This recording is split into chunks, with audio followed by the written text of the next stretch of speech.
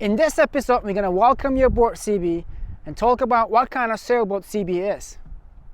We're going to dive into our thought process of choosing her over competition. Now we spent about 1,200 nautical miles and almost a year with her. We're going to dive into the things we do like and don't like about this particular production boat. So, if you're in the market for a sailboat, or even if you're doing your initial research, I hope this content will be helpful on your journey to your sailboat.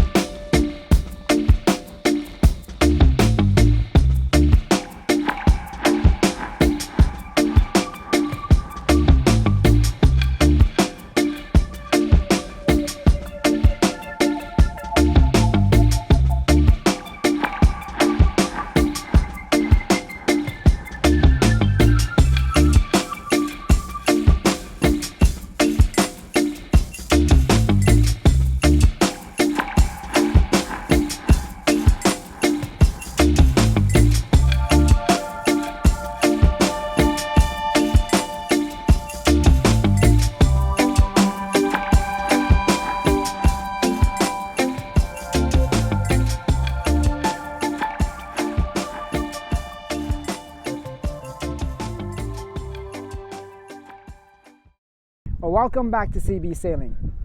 In this episode, we are going to try to answer a question that we've been asked repeatedly, and that is relative to our choice in a sailboat. Why Elan?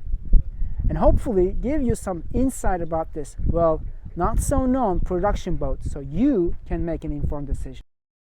Imagine we didn't just wake up one morning and decided that we wanted to have an Elan Impression 45.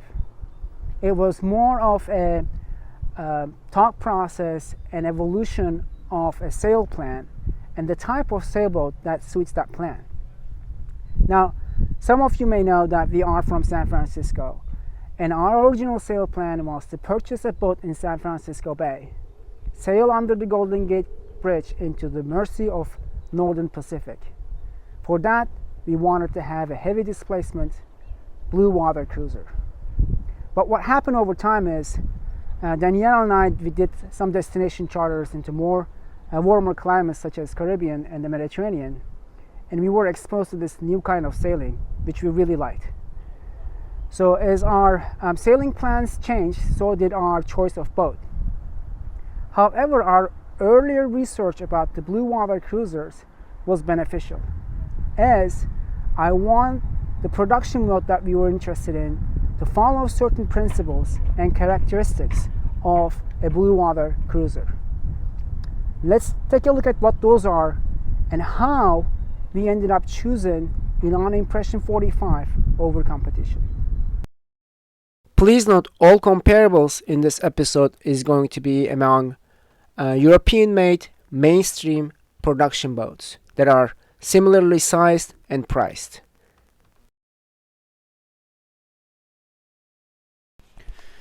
One of the top criteria we had in our list was the hull design. We wanted to have a canoe-shaped hull with clean entry and exit, and sufficient bite into the water. What I mean by the sufficient bite is the distance between the water level and the belly of the boat. We also wanted the widest part of the hull to be aft of midships and narrower exit at the transom. I don't know, it's just me, but it appears to me that most modern boat manufacturers are following a similar design trend, where different boats from different manufacturers started to look alike. An almost triangular design with flat bellies and wide open transoms, resembling high-performance racers such as Volvo 70s. Here's an example of what I mean. This is a Beneteau Oceanus 45, about the same era where our boat was manufactured. Look at the transom and how open, wide, and exposed it is. And here is another example, a Hanse 445, from the same era, about the same size, following very similar design characteristics. Well, this may be good if you're in performance sailing, but for our needs, we wanted to go with more of a traditional and time-proven hull design. That's where Impression 45 came into the picture with a better protected transom and canoe-shaped body. Another important design element for us was the keel attachment. Now, most modern mainstream production boats don't offer full keels or half keels. So our best bet was to go with the widest and the strongest keel attachment we can find in the market. Among the contenders, Impression 45 offered one of the most robust keel design and attachment. So I wanted to point out the keel bolts that I covered earlier. Starting from forward, so there's a single one here right behind the pressure post. There are 3 pairs underneath the holding tank which I don't have access to, but they do look like these 3 pairs.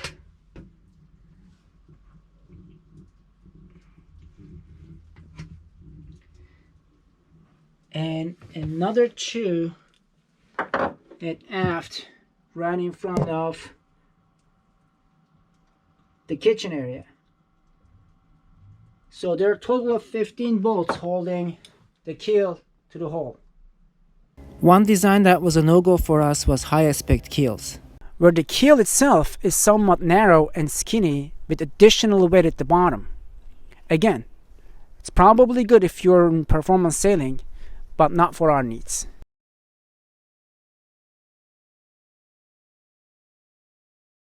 Well, the next underwater design element that I wanted to point out is the rudder. Just like the keel, unfortunately most of the mainstream production boat companies are moving away from somewhat protected rudder design. In other words, they're moving away from keel fixed or skeg rudders in favor of spade rudders.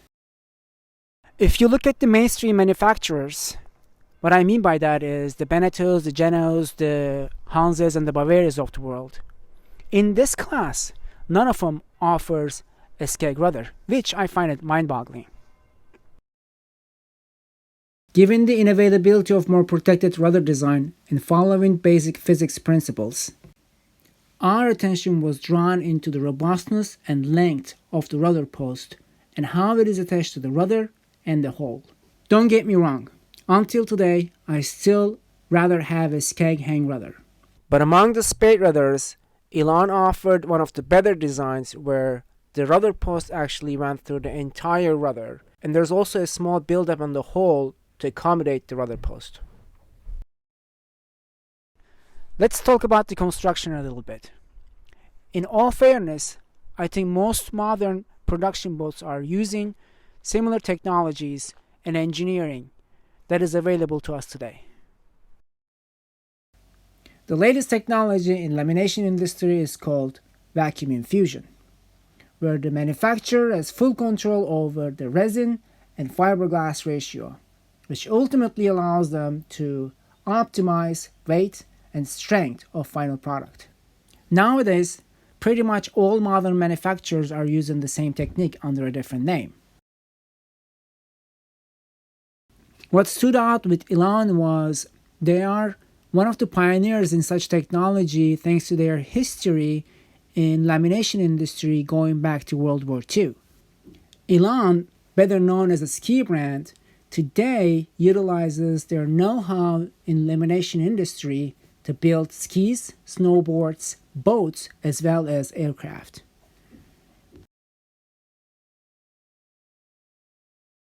We wanted to have more of a time-proven, traditional interior layout where you have an L or U-shaped galley next to the companionway, a forward-looking navigation table, and a settee that can be used as a day or night bed during long passages.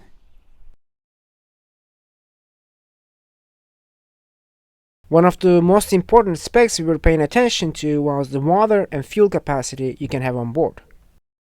With the addition of optional tank, Impression 45 can hold up to 800 liters of fresh water. So the location of the tanks is, the fuel tank is underneath this elevated kitchen area, That's 270 liters there. And we have 3 water tanks in the saloon area, one underneath the settee right here, and there is one in the port side, another one right in front of the kitchen area. We also have the optional tank that I mentioned at the front underneath the forward berth. Another important spec you should be paying attention to is the ballast to displacement ratio. Impression 45 was also ahead of competition at this front, where 1/3 of the boat's weight was packed in the keel. And thanks to the wider keel design we covered earlier, Elan was able to pack more weight into a rather shallow draft.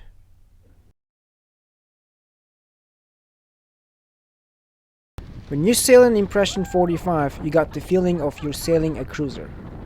What I mean by that is she is not a performance boat and she is not a performance cruiser. But she is what I like to call is very bottom heavy and stable in all kinds of weather. In addition to the rather heavy keel, Elan used solid fiberglass below waterline. Solid fiberglass is heavier and stronger. Elan used both to their advantage where you have the weight and strength exactly where you need it. The wheel and the rudder feedback is firm and stable and rather on the heavy side, which gives you great confidence. Thanks to her canoe-shaped body and deep forefoot and clean exit, she is extremely sea-kindly even in heavy chop and swell. A widely accepted fact in mass manufacturing is later models of any make and model are less likely to suffer from problems relative to production. As manufacturers get feedback from consumers, they tend to remedy such issues moving forward. Same applies to the cars. That's why later models will have fewer callbacks. First hull of Elan Impression was built in 2006. That was under the badge of Elan Impression 434. Becoming a great success, this boat is still in production after 15 years, with mostly cosmetic changes along the way. Elan also chose to partner with reputable third-party installers you may expect from a high-end production boat. We spent about 1,200 nautical miles in 1 year with her. Let's do a boat tour when I point out the things that I like and don't like about this 2016 Elan Impression 45.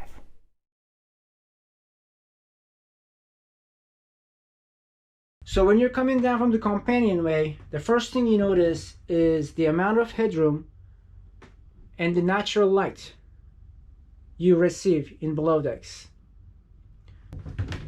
So this is the point the ceiling is probably highest, and I am 5'7", I fully extend myself.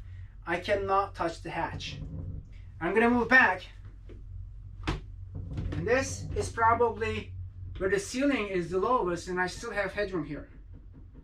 So again, especially if you're a tall person, this can be a really good thing for you. Including the forward cabin, the living area, general living area, and part of the aft cabin, there is enough headspace where you don't have to bend over to reach anywhere. Okay, starting from the galley is located to the port side when you're coming down from the companionway. And a couple of things that I wanted to point out about the galley, which I think is important and cruiser friendly, are there are ample amount of handholds all around the galley. So if you're cooking underway, you have always one place to hold on to. And the reason that I wanted to have the galley right next to the companionway is, again, if you're cooking underway and you have hot food or hot drinks that you need to pass on above decks, you don't need to cover a lot of distance. So the galley offers a double sink, a top loading freezer, which is quite deep, a 3-stove burner here on the top, and an oven on a gimbal, and a top loading fridge. It also offers plenty of cabinet space. Another cruiser friendly option this boat came with is this thing right over here. So what this is a raw water foot pump. So you can pump the seawater with your foot, and it comes from this faucet.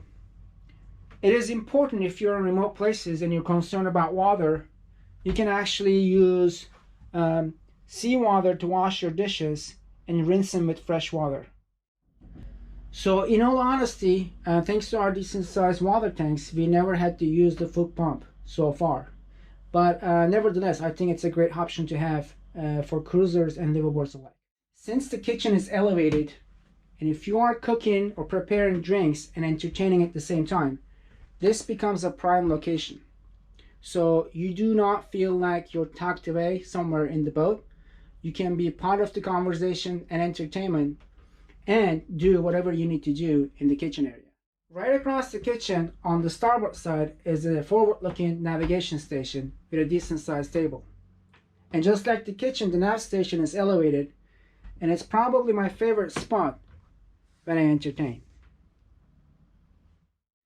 So we have a very traditional saloon area where we have a U-shaped seating area and a collapsible table on the port side and a straight settee on the starboard, which can be used as a day bed or a night bed during long passages. If you are below decks and you're on the way or you're in anchorage, you almost have a 360 visual of what is around you. And not only that, you also have a visual on how your sails are behaving thanks to this oversized windows.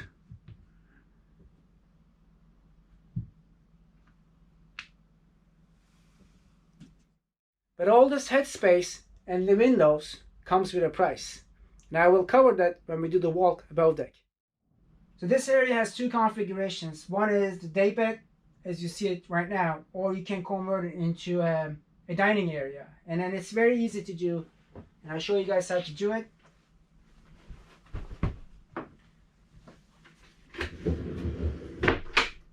Voila. And the other way around is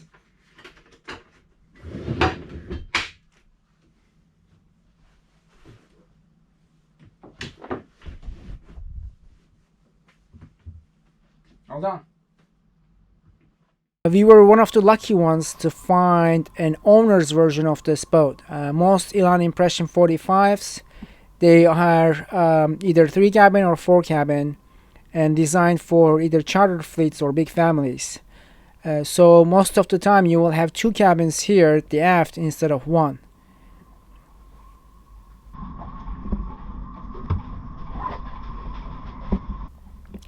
There are 2 doors allowing access to the aft cabin, one on the port and the other one on the starboard.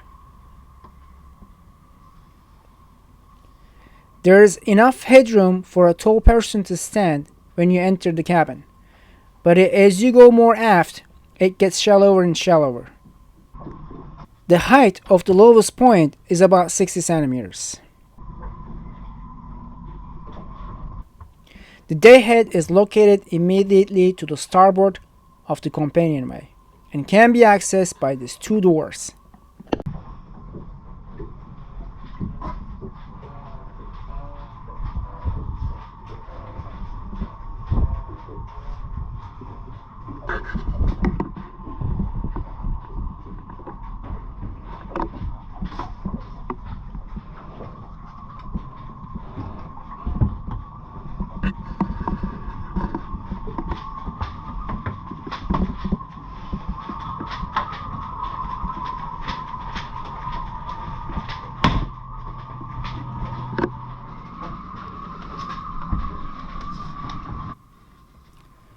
The forward cabin, which is the master cabin in most versions of Impression 45, is quite spacey and offers a lot of headroom.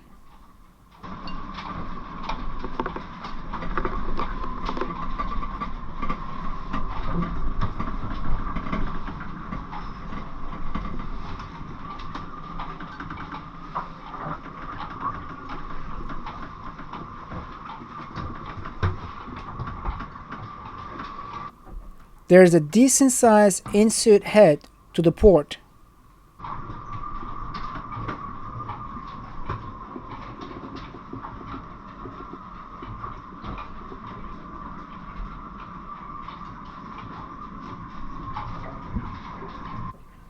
Across from the head, on the starboard side, there's also an inside separate shower unit where you can take showers without worrying about splashing water all over the place.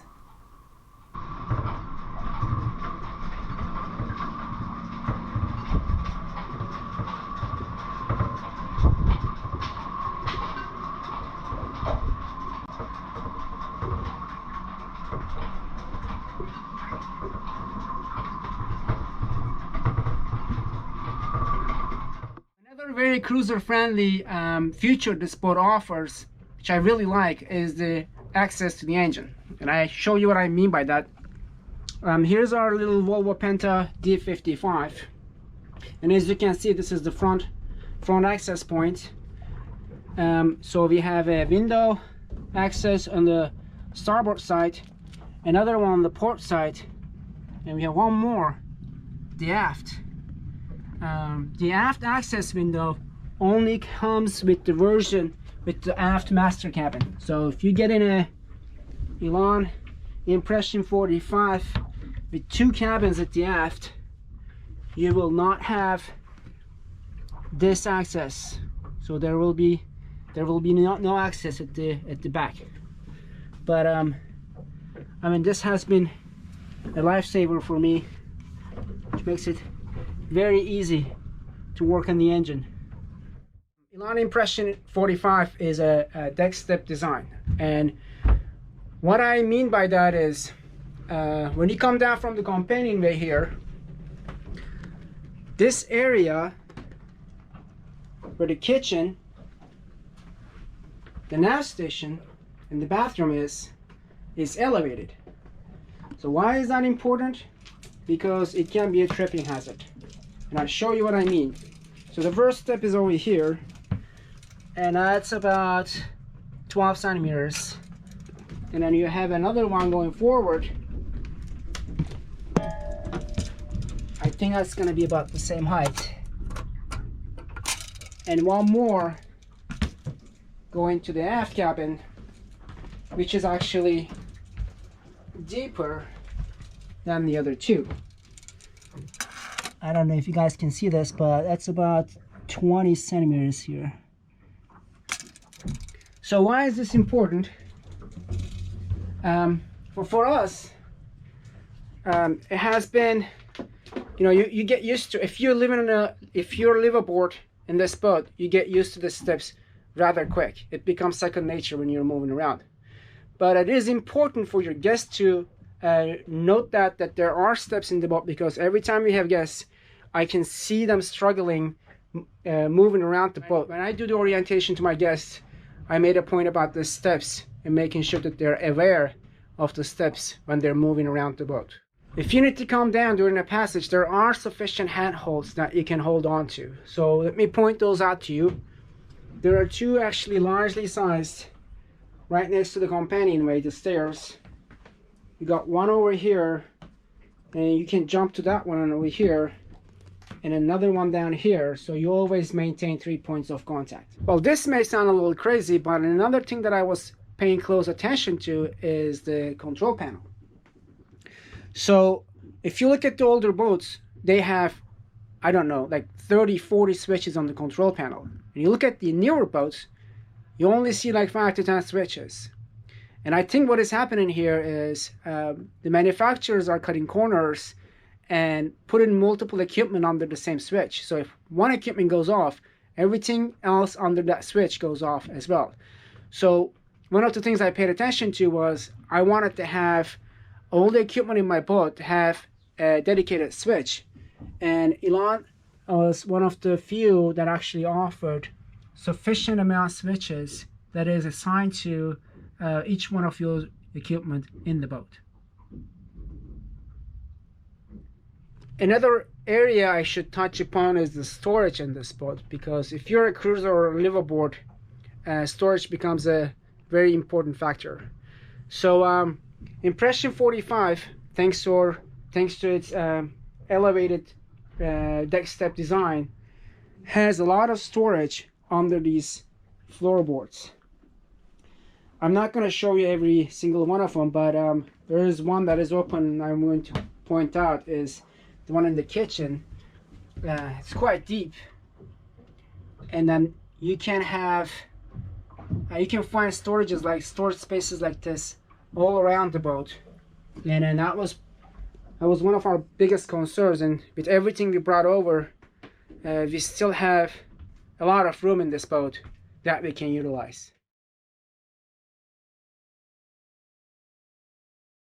Starting from above deck, I want to point out a few things. First of all,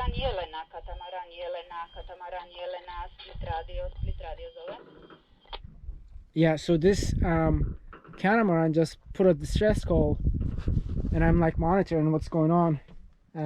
Hopefully they're okay. The split radio station took up their distress call, so I mean it's great weather right now. Hopefully everybody's okay. Anyways, split radio zove.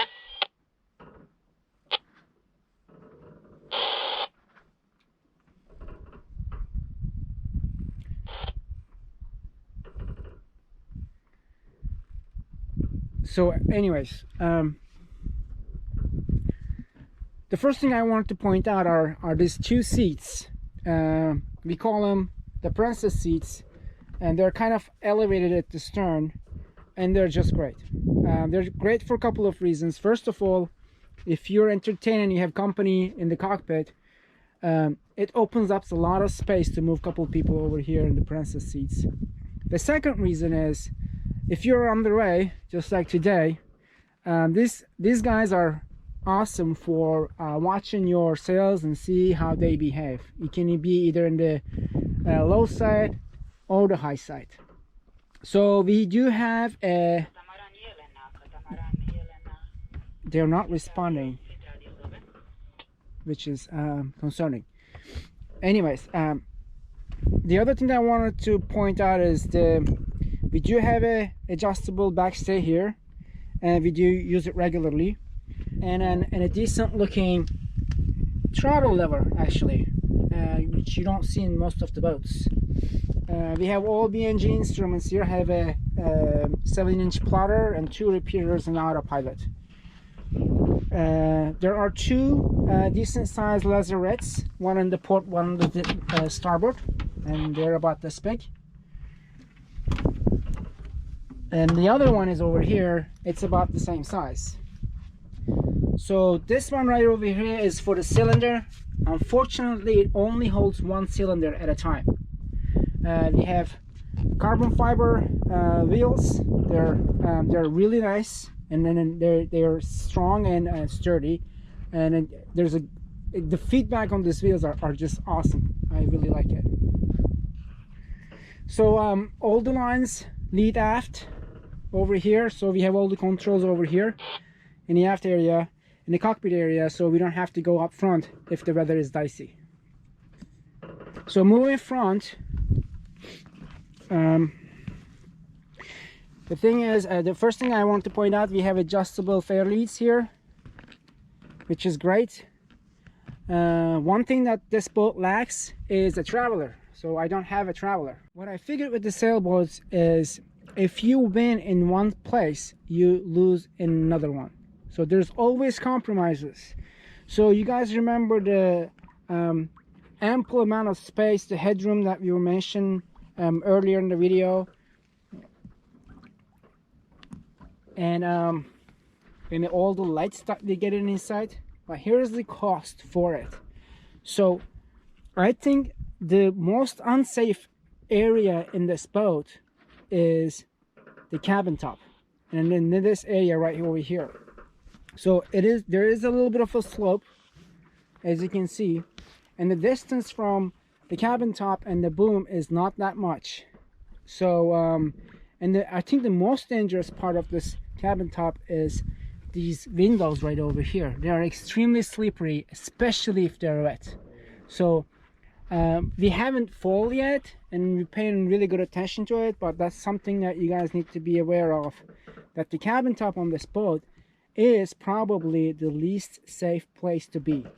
The other thing that I want to point out is this handhold right here, which is great if you're moving back. But what happens is it ends right over here. And from here, all the way to the cockpit, you have nothing to hold on to other than the lifelines. I'm going to do an upgrade and probably install another handhold right over here, from here to here in Turkey, on both sides, to make sure that we have 3 points of contact every time we move around the boat. With double spreaders on the mast, they're oft swept, and I have a BNG radar right over here on the top in the halfway. And then, as you can see in my jib, which is kind of oversized, we had to put a patch in there because every time you tack, it touches the radar, and then sometimes it gets stuck in there, and then it starts damaging the sail. So we had to put a patch in there to protect the sail from the radar. Royal, this is Split Radio. Did you send a distress alert?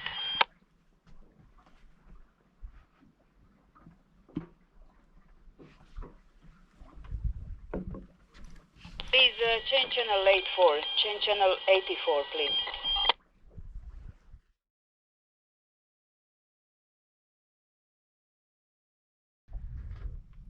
At the end of the day, Impression 45 is a production boat, and I'm not trying to compare it with a blue water cruiser. But within its segment, she offers an exceptional package for cruisers and liveaboards alike. If you are in the market for a liveaboard cruiser and only looking into mainstream manufacturing boats, don't discount Elan Impression 45. She is a strong contender within her segment, but often overlooked because many of us are not familiar with the make. After 1 year of cruising, our experience has been extremely positive, and we are really happy with our choice of boat.